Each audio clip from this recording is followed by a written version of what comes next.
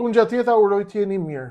Mirëmbrëma dashur miq, rikthehemi sonte në këtë bisedë në të cilën do të flasim për përgjimet e llahtarshme të cilat kanë dalë për publikun shqiptar, kush është duke e përgjuar Edi Ramën, shërbimet e huaja dhe në qoftë se po cilat janë ato shërbimet të cilat janë duke e përgjuar, apo e përgjojnë shërbimet e huaja, apo janë duke e përgjuar antarët e shtetit të cilin Edi Rama, zyrat e shtetit të cilin Edi Rama nuk e kontrollon dot më.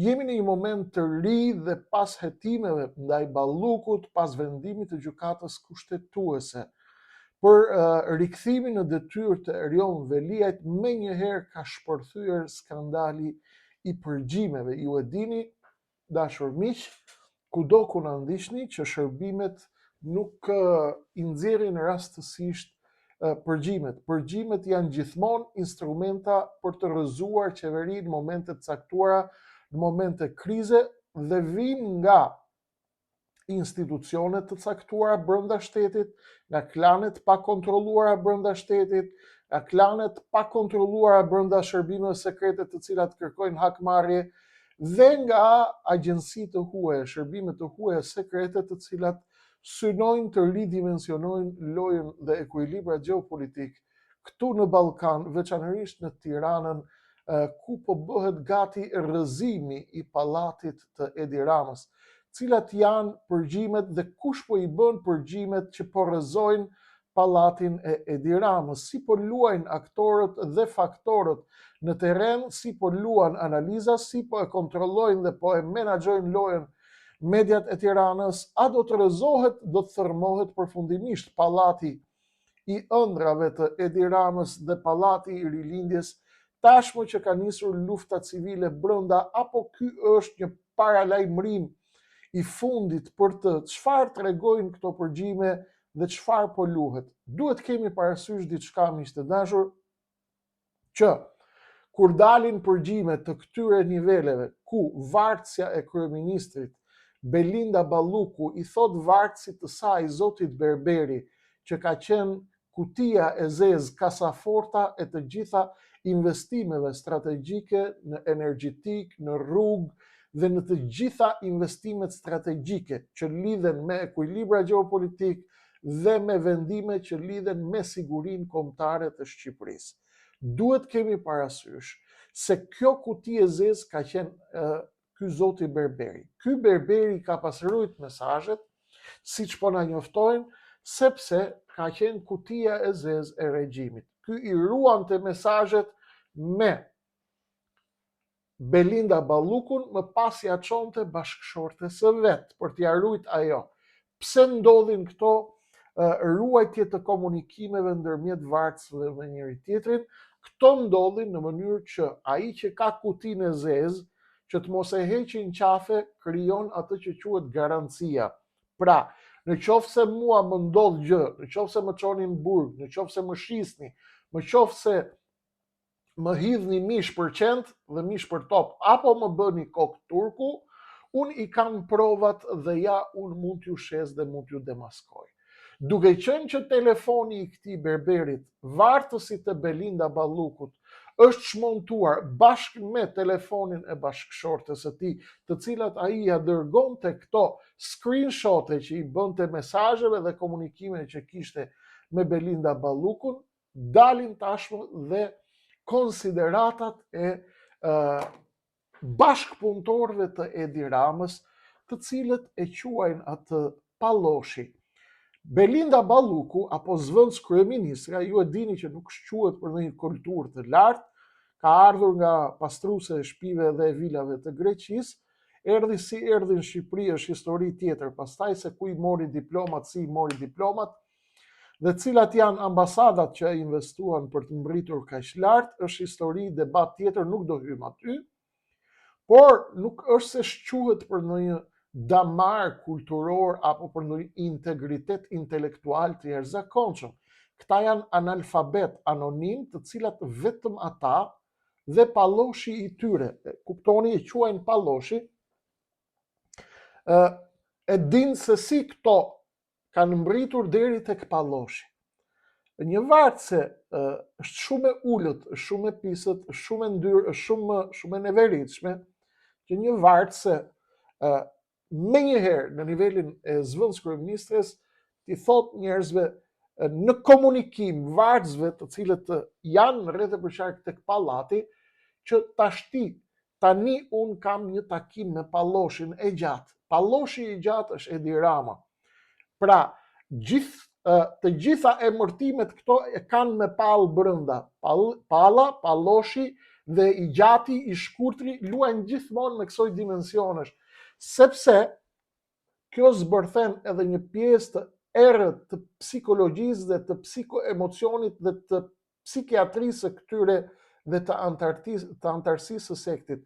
Antarësia e sektit është gjithmonë e lidhur me terminologji që kanë lidhje me pallën, me gjatësinë, me shkurtësinë, me dimensione që përgjithsisht janë tek kurset apo tek fryma erotike e komunikimit.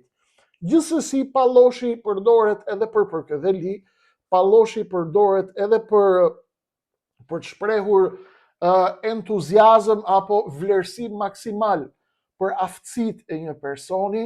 Ishte Pallosh, ishte i gjatë, ishte i bëshëm, ishte i kamur, ishte i fortë. Këto janë terminologji të cilat përdoren zakonisht në zhargon të këtyre rretheve, rrethet të cilat vazhdimisht janë në komunikim edhe kur shkruajnë tekste private, edhe kur janë duke bërë telefonata me partnerët e tyre në punë, me miqt, me kolegët e punës, me vartësit e tyre, janë gjithmonë në gjendje kur mishi është kokër dhe qimet janë të ngritura. Pra kanë gjendje eksitimi, kanë gjendje komunikimi me ngarkesa zakonisht, sepse këta janë multimiliarder, ushqehen shumë mirë, pinë vera shumë të shtrenjta, pinë puro, marrin në një vizë të bardhë, komunikojnë, ushqehen vazhdimisht, marrin gjithë këto lëndët shpërthyese, këto bombat atomike, karkaleca, kaviar, krudo, vera të shtrenjta, dhe këto kur shoqërohen me masazhet indiane, tajlandeze apo kineze, prodhojnë situata hormonale që e ndiktojnë antarësinë e grupimit që t'jenë gjithkohës të jenë në alert. Ndaj e kuptoj që është një komunikim më se normal kur analizon historinë e sektit. Këta e keni parë se çfarë muhabetesh bëjnë, nuk ka rëndësi, por dalja e këtyre mesazheve ka qëllim tjetër, nuk është dimensioni erotik, është një dimension që tregon se asgjë nuk është duke ndodhur rastësisht në Tiranë, spaku tashmë nuk është më thjesht një organ drejtësie, ky është mesazhi që vjen sot, por është instrumenti që do të kryej me apo pa hir, me dashjen apo pa dashjen e Altin Dumanit dhe të atyre që janë brenda, ristrukturimin politik të Shqipërisë. Përgjimet e fundit, miqtë e mi të dashur, vëllezër dhe motra shqiptar të nderuar, nuk janë thjesht kështu kanë dalë për të na bërë ne me qesh, as për të na dalë për të na treguar ne dhe për të bërë ne batuta nëpër internet apo nëpër Facebook, të bëjmë gallat, si i thoshte Belinda Pallosh Edi Ramës. Jo, nuk është ky qëllimi. Qëllimi është për të nxjerrë mesazhe dhe për të treguar se ato janë të kontrolluara dhe të filtruara nga grupe të caktuara brenda spakut që synojnë të godasin pushtetin e Edi Ramës dhe boshtin e vjetër të këtij. Balluku është një hallk e fortë, por edhe nyja, kujdes, balluku është një hallk e fortë, por edhe nyja e cila lidh me segmentet ndërkombëtare të interesit ekonomik, koncesione, tendera, rrugë, kompani ndërkombëtare të ndërtimit. Kjo zonja rrin gjithkohës në aeroplan dhe ke sa në Arabi, sa në Azerbajxhan, sa në Europë, sa në Bruxelles, sa në Paris, sa në Londër, sa në Zvicër, pa fundin e Zvicrës. Këto kanë lidhje me lobe ndërkombëtare. Janë lobet ndërkombëtare të influencës gjeoekonomike dhe gjeopolitike. Dhe si e tillë, kjo zonja ka ditur shumë dhe ka kontrolluar shumë dhe ka bërë takime në shumë vende të botës. Këto takime kanë shërbyer për të përcjellë dhe për të ristrukturuar natyrën e interesave gjeopolitike të reja në rajonin e Ballkanit. Pas një diskutim që rrjedhja e këtyre mesazheve apo e këtyre përgjimeve është një paradhon për të përcjellë mesazh të koduar për Edi Ramën, për Partinë Socialiste dhe për Rilindjen, dhe kanë qëllim gjithashtu të përgatisin opinionin publik shqiptar për super goditjen e radhës që është duke u përgatitur dhe është duke ardhur. Në këtë rast, përgjimi i Ballukut është sinjal që SPAK-u dhe segmentet që e dirigjojnë SPAK-un jashtë vullnetit të tij, unë ua kam thënë, duhet një vullnet më i fortë se SPAK-u që të godas SPAK-u. SPAK-u vetë nuk e bën, sepse këta, Rama, me gjithë enturazhin e Tiranës, kanë fuqi t'i blejnë gjithë dhe t'i shkatërrojnë gjithë. Dhe t'i kërcënojnë gjithë. Në këtë rast, pra, përgjimi i Ballukut është sinjal që këto segmente që e kontrollojnë dhe mbajnë në kontroll SPAK-un tashmë i kanë hyrë regjimit në dyshek. Po ti hysh regjimit në dyshek, do të shohësh aty brenda gjithçka ndodh poshtë dyshekut. Dhe ju e dini çfarë ndodh poshtë dyshekut dhe poshtë një organit. Aty ndodhin gjëra të llahtarshme, jo vetëm normale, por shihen edhe dimensionet perverse. Pra, ata që i kanë dhënë urdhër SPAK-ut apo agjensitë e zbulimit, të cilat kanë nxjerrë këto përgjime, kanë parë llahtari aty brenda, por kanë nxjerrë vetëm palloshin. Pse kanë nxjerrë vetëm palloshin? Sepse vetëm palloshi mjafton në këtë moment për t'i çuar shqiptarëve, për t'u çuar atyre një mesazh. Cili është mesazhi? Mesazhi është që bëhuni gati për goditjen e radhës. Zoti Berberi, drejtori i ARRSH-s, është figura kyçe. Ai ka qenë pra dhe vazhdon të jetë kasaforta dhe ka dashur të vetë mbrohej. Ky është një mesazh i fuqishëm që tregon se sa e përçmon antarësia e klanit njëri tjetrin. Në të thuash që zëvendës kryeministria i thot shefit të saj pallosh i gjatë, do të thotë që këtu nuk është vetëm thjesht një vulgaritet në komunikim.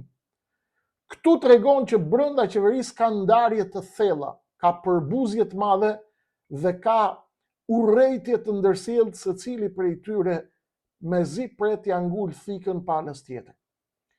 Një figurë si Balluku që shquhej apo njihej si figurë trashëgimtare potenciale e Ramës, është tashmë duke u shpartalluar përfundimisht dhe duke u ridimensionuar publikisht si personazh, për të neutralizuar politikisht dhe për të treguar se askush nuk është i paprekshëm. Pse tani në këtë moment? Sepse Rama tani në këtë moment është në izolim total ndërkombëtar, prej se ka ardhur Trumpi në pushtet, ka 0 takime me zyrtar amerikan, 0 komunikime me ta, 0 vizita në Amerikë. SPAK nga ana tjetër po tenton të rikrijojë kredibilitetin e vet pas akuzave të jashtëzakonshme që i kanë ardhur se është institucion selektiv në goditje. Publikimi i Ballukut si njeriu që etiketon kryeministrin palloshi i gjatë është vetëm spektakli i fazës së parë të furtunës e cila do të shem pallatin e ëndrave të Edi Ramës. Ndoshta jo duke goditur tani direkt me njëherë drejt për drejt Edi Ramën, por njerëz të tjerë shumë pranë tij. Kush mund të fshihet pas këtyre? Sigurisht unë nuk do të bëj kompetentin që të flasë me bindje të plot, sepse këtu do të jem abuzues. Unë jam shumë i kujdesshëm që të mos abuzoj me besimin tuaj, as me kujdesin tuaj, as me vëmendjen tuaj për integritetin tim profesional për atë që bëj. Ka disa pista, miq. Pista e parë është që përgjimin e kanë nxjerrë segmente brenda SPAK-ut, pra segmente me mbështetje ndërkombëtare brenda SPAK-ut, të cilët duan të fillojnë të krahasisin njerëzit afër Ramës.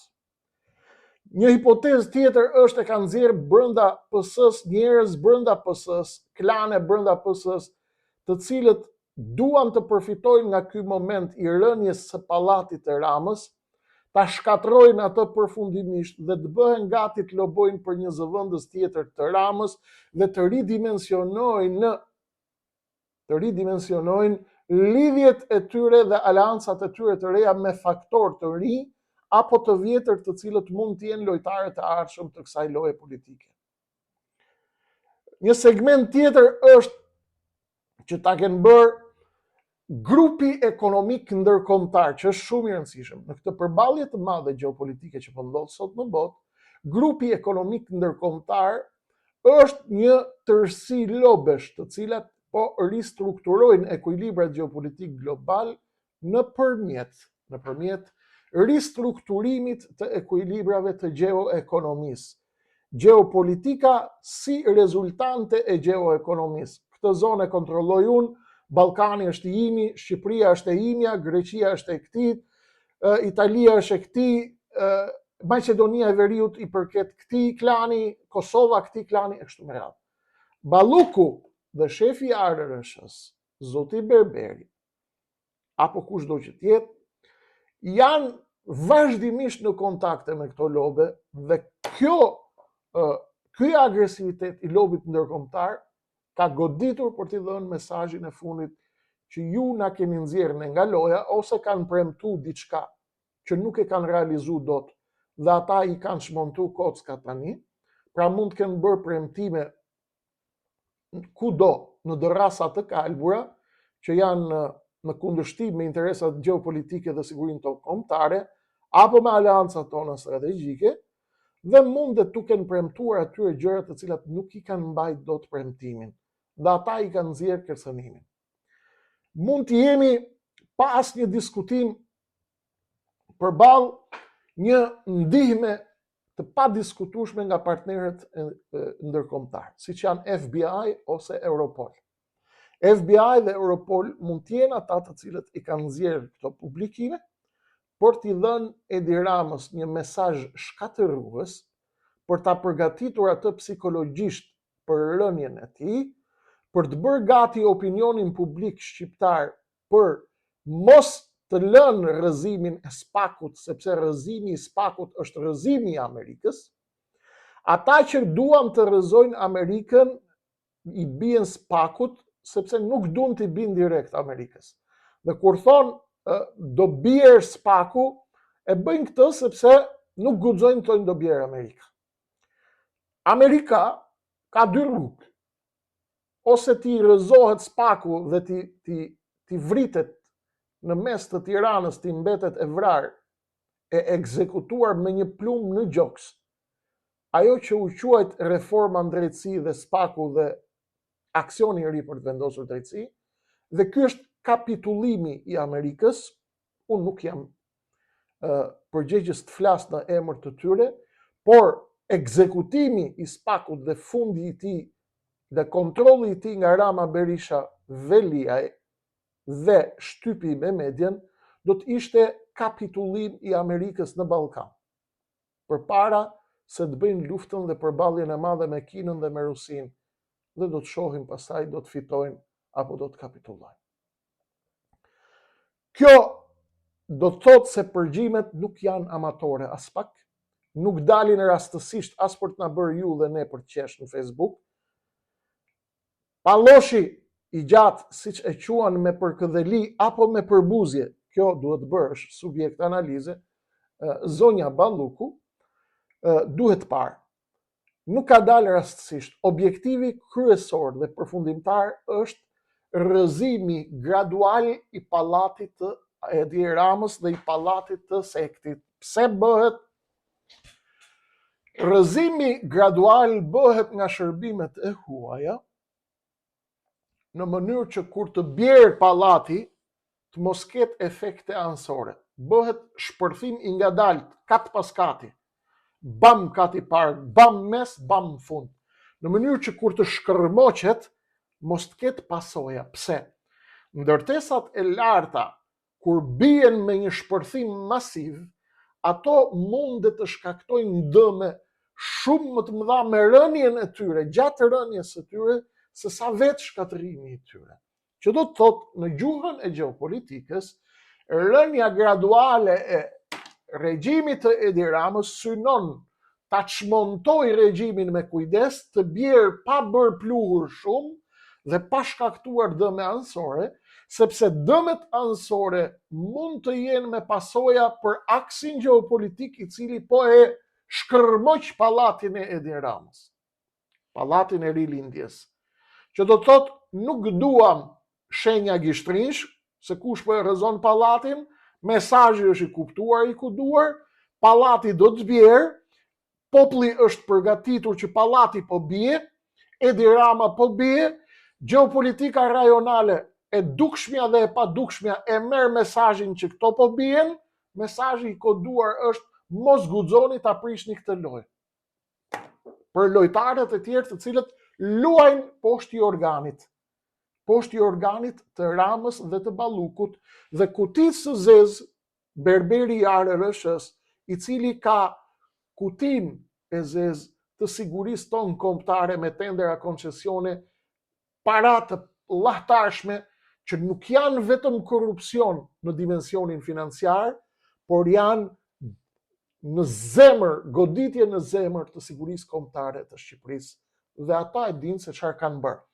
Ne nuk shohim dot brenda i organit. Aty kanë parë shërbimet, partnere, ka parë FBI, ka parë Europoli, kanë parë gjermanët, kanë parë italianët, ka parë Guardia di Finanza, të cilët bashkëpunojnë me shikun ton këtu për korrupsionin.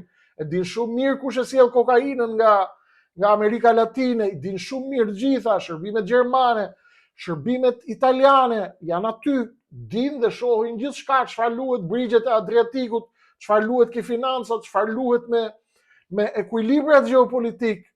Janë britanikët më i gjashta, të cilët kujdesen shumë që edhe ata, në qoftë se janë të informuar, edhe britanikët, që pallati Edi Ramës do të shëmbën, do të kujdesen shumë britanikët që të mos vinë filorusët pas rënies së Edi Ramës, sepse ju a kam thënë që Londra e ka hasmin më të madh në Moskë.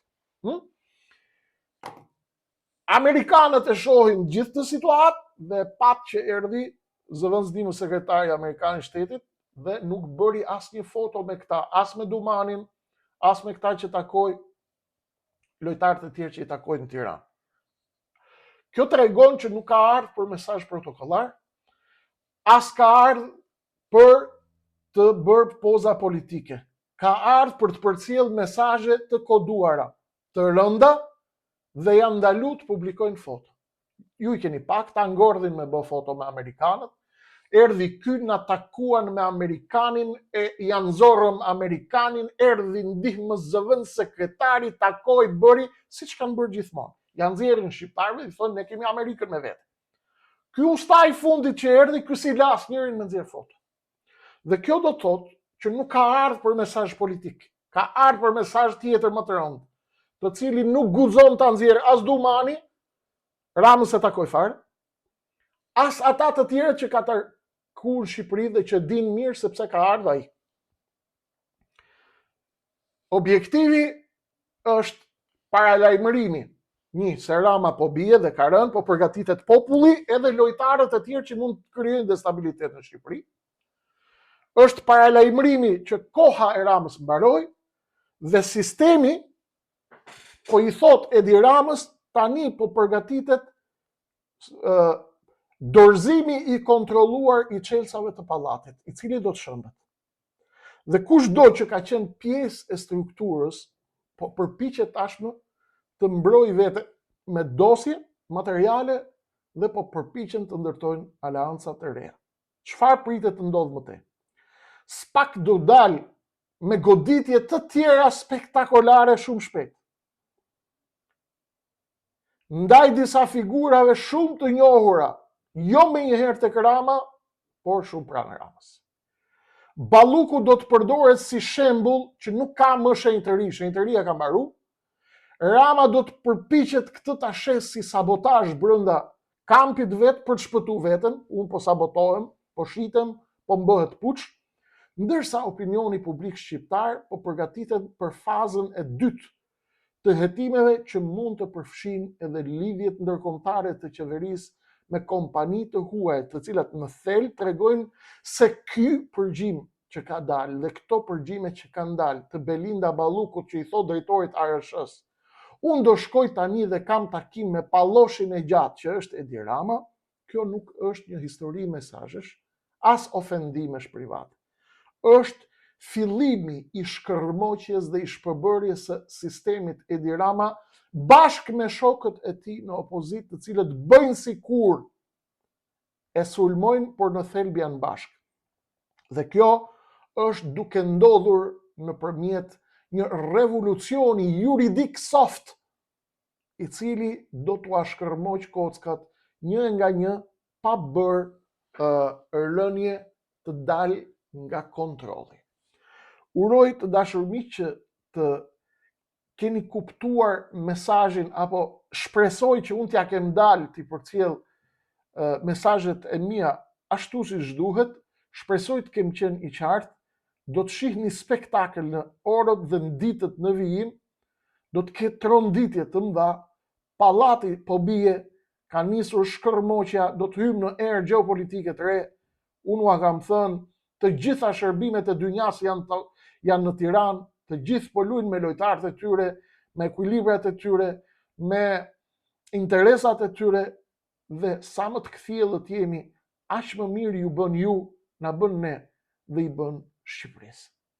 Duke ju falenderuar për kujdesin, për vëmendjen dhe për kohën tuaj të çmuar dhe për mbështetjen e jashtëzakonshme që po e marrim tek komentet, duke ju falenderuar secilin për ju, sepse nuk mundem t'ju falenderoj të gjithëve një për një, jeni të lutur që ju që nuk i keni bërë subscribe, t'i bëni subscribe kanalit dhe t'ja përcjellni këto mesazhe nëse i shihni me vlerë pjesës tjetër të shqiptarëve, sepse jo për të dhënë dorën Kreshnikut, por për t'i dhënë dorën shqiptarëve, të cilët duhet të dëgjojnë edhe versione të reja, të tjera, jashtë versionit të mainstreamit dhe të mediave të oligarkëve të kontrolluara nga Edi Rama dhe sistemi i cili po shkërmoqet me sukses dhe do të bjerë shumë shpejt. Kaq kishim për sot. Zhvillime të tjera të mëdha do të ketë në vijim, unë do të jem me ju minutë pas minute për t'i dekriptuar, për t'i parë, për t'i kuptuar, për të parë se çfarë ndodh në prapaskenë, dhe ju e dini si gjithmonë, ato vijojnë në numrin e ardhshëm. Natë e mirë.